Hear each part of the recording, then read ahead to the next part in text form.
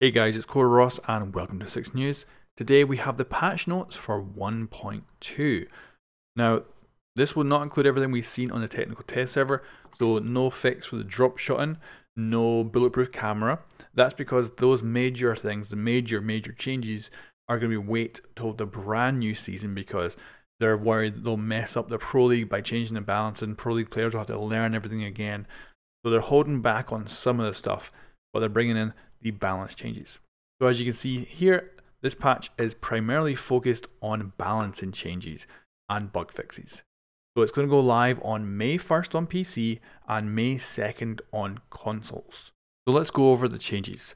So Lion, of course, is getting a big change, a big nerf, because right now he's got about 100% pick rate in the Pro League. That will probably go down significantly with these changes. So the outline will only appear during the movement of the player. So no longer will you move just a little bit and you're detected the entire time. As long as you stop, it'll disappear.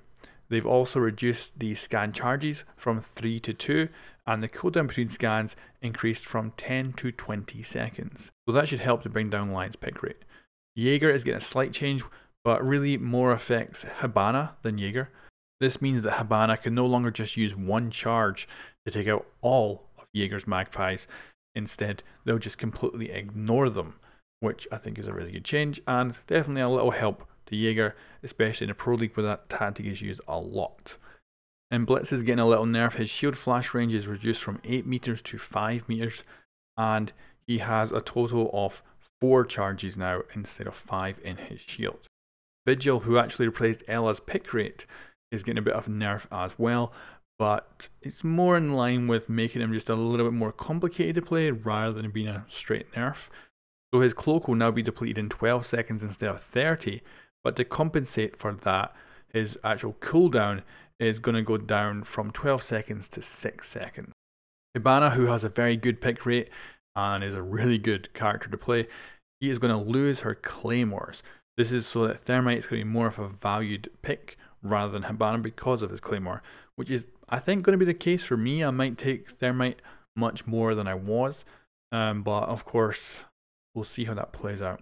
Then we've got Ying. She is no longer going to have smoke grenades. Instead, she's going to have a claymore, which I do like that change. It's going to be interesting. And I don't play her with glass, so for me, that's actually quite a nice buff. But that will potentially change her pick in the Pro League. We'll have to wait and see. Then we're getting the Lmg Damage buff. This is to try and bring LMGs up a chunk and make them more viable. In the TTS, they did feel better, but that was also combined with the new recoil system as well. So I'm interested to see how this will go without the recoil system yet. That'll probably come in the new season as well. But certainly their damage is being increased. It'll be good to see how that plays out. And then of course we've got some bug fixes and all that. So they fixed the players are able to exploit hipfire accuracy by performing a series of actions. So they tried to fix that in the last patch, but didn't quite get it. It's still doable, but just a bit more complicated, I believe. Weapons turn invisible if a player throws their drone and is destroyed instantly. Interesting.